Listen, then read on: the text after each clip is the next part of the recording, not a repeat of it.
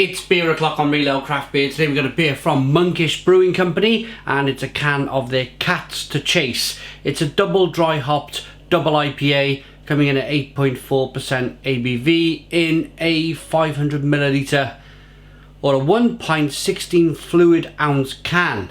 They're from California. I want to say a massive thank you to Steve from Manchester for getting this beer over to us. Absolutely fantastic. Without further ado, let's get this beer out into a glass and see what we get.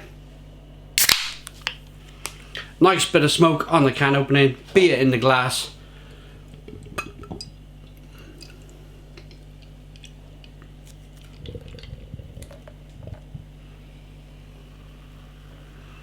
Look at that. Look at that for a pour. Look at this for a beer. One finger white head. I'm going to say a straw coloured, hazy looking beer with loads of oat. You see the oat in the beer, the colour of the beer, the haziness in the beer. That's all to do with the oats. If you cook oats and you get the oats out of the pan into a bowl, you might see a kind of a slight kind of creaminess on the outside of the pan. That's the oat residue, the leftover of the oats. And if you think about that kind of creaminess in the bottom of the pan, and you think about this beer long and hard enough, you can see the connection. You can see why they use oat to make a beer look like this. So, good carbonation. Let's get the aroma on the beer then.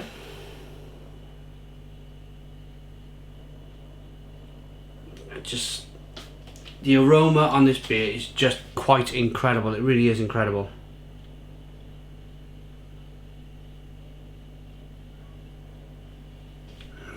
Passion fruit, mango, citrus, grapefruit. It's screaming hops at you. So there's talk now with these New World breweries. There's talk that they use next to no hops in the boil.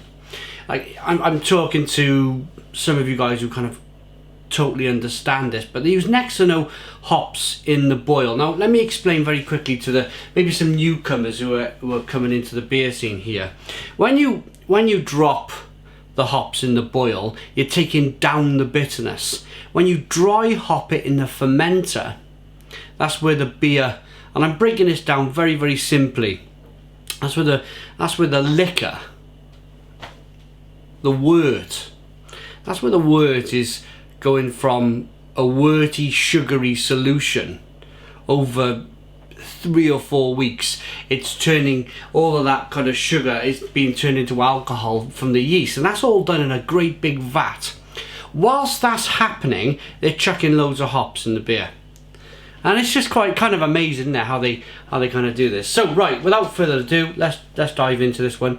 Cheers, Steve. Cheers, everybody else.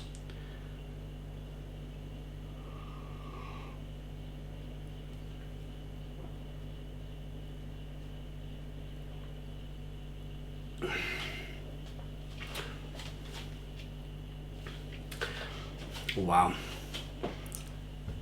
that's made my brain, it's almost felt and I'm laughing because this is gonna sound crazy, this is gonna sound stupid. It was almost like the hops were washing over my brain. Stone the crows, what a fantastic beer.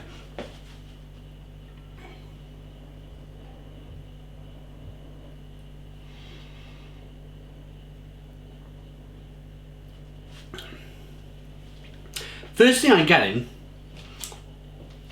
and everybody's different, everybody has a different palate, but first thing I'm getting is a spring of carbonation followed by a big kind of grapefruity, mango, passion fruit, fleshy blood orange hit that carries on a bit, and it carries on like just hissing and fizzing a little bit on the palate. But then there's a real creamy depth to the beer, a real oaty, creamy kind of loveliness that's going on.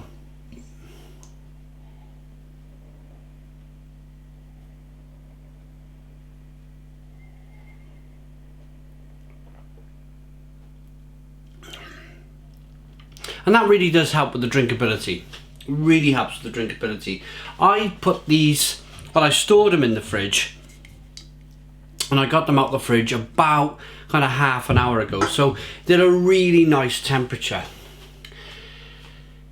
There's probably not another beer style in the world at the moment where you can say, right, it's 8.4% ABV and you can drink it like a session beer. This can really kind of fly down. Almost like how the Belgians kind of do it over there in Belgium, where you're sitting there drinking some wonderful Belgian Trappist beer and you don't realise it's 9% until you have to get up and go to the toilet and you think, poof, I'm all over the place here a little bit. And that's what's kind of happening here with this style of beer. You can drink it so quickly, and it drinks, I don't know, it drinks so wonderfully well, so refreshing and beautiful, and it goes down like a 6% beer, but it's 8.4%.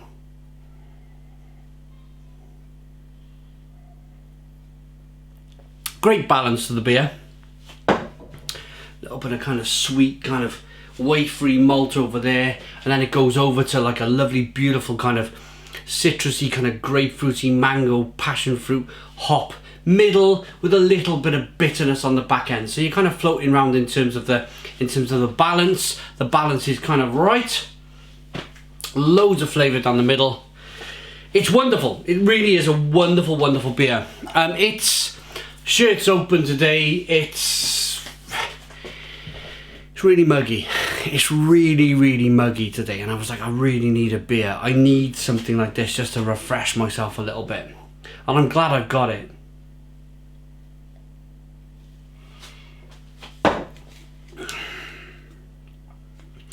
Right, what do they say about the beer? And generally, they don't really say too much. They're from Torrance in California. The website is monkishbrewing.com, and it's just brewed and canned by Monkish Brewing Company. There's no idea of what hops are in the beer. It's just this kind of label here with a cat in amongst the hops. I don't really know what that is. Oh, it's another cat wound up in some kind of bow, and then there's a cat lower down messing around with a monkish sign. Simple branding. The branding on the can probably doesn't have to do too much. I mean, if you've got a great reputation like Monkish have in America, you can probably put anything on the front of the can, as long as it says Monkish on the can, and you're getting fantastic beer like this, then you don't really need too much branding. You don't really need too much going on. You don't have to oversell yourself. I've seen some wacky kind of imagery on cans, really bright colours, and it's almost like the brewer's trying too hard. When you brew great beer like this, I mean, the can could be like that, but then you would never know it was Monkish, would you? So there's the Monkish sign there. You know it's a Monkish beer. At this stage of the beer review, I want to say a massive thank you to Steve. He's been tremendous in getting these beers over from America, sending them down to me. It was only 4, 5, 6 weeks ago I tried my first ever Monkish beer, and that was Oh Brother something or other. What's going on here with this? There we are. Can't remember the name of the beer now, but it was incredible anyway. Absolutely incredible. I gotta take this. Wrong one. Take that out. Camcorder's really on its last legs. I'm into double figures in August. It's the 10th of August I'm filming this beer review. Sunday the 9th of August. I'm doing this on Sunday the 9th of August. And I'm really trying to string this camcorder out. I bought this camcorder about 5-6 years ago. Some of the recent beer reviews, you might see that I go over to the side and unplug it. It's because there's something wrong with the charger. I can't have a look at the files anymore on the camcorder. I've probably ploughed through. I've probably had the camcorder 5 years. It's the Panasonic 4K camcorder that I've had for years. I've probably smashed out 6,000 videos on it, and it's just really struggling now. Really struggling. And I'm just waiting. There's a new Sony camcorder, or mirrorless camera, that's coming out in September. And there's also a new GoPro coming out in October. So I'm really trying to stretch the legs on this thing, trying to get it as far as I can, so that we can be in a position where it's the next evolutionary jump, if you like, for the channel. I've gone from 720p or 480p to 720 HD. I then went to 1080. I then went to 1080p at 60 frames a second, which is really important when you're filming. And then I made the jump to 4K Panasonic camcorder that films at 25 frames a second. Why is all this important? Well, I'm trying to kind of record at the best quality I can for when people look back in years to come at the videos. It's still a relatively good quality video. But the next jump, if I go for the Sony, then it records in 8K. I'm probably not going to use 8K, to be honest, because I don't think I'll need it. I don't think 8K will be needed. But also, if I don't go for the Sony and I go for the GoPro, there's talk that this new GoPro is going to do 8K at 30 frames a second, which is absolutely bonkers when you think about it. So yeah, me playing around with the plug over there is just me trying to eke out the battery. The battery falls off a cliff on this thing now. It's just kind of like I'm watching the bars on the battery go down as I speak. So in between beer review, I've got to make sure it's all charging. I've got a peg. Do you want to see it?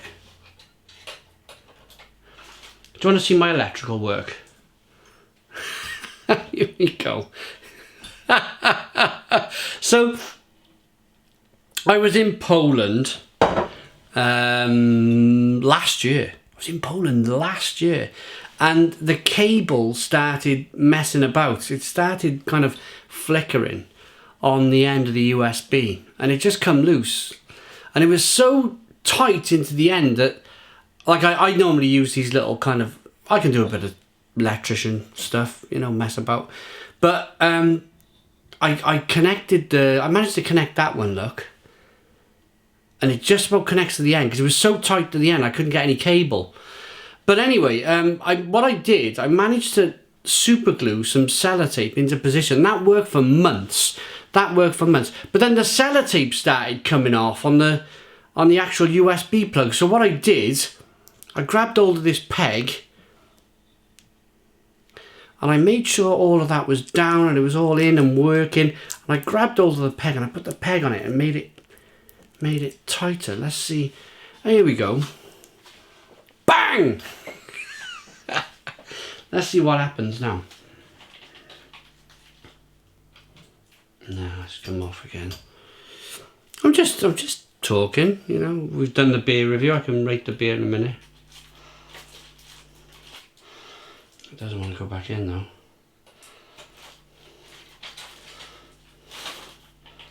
That's bloody odd, isn't it?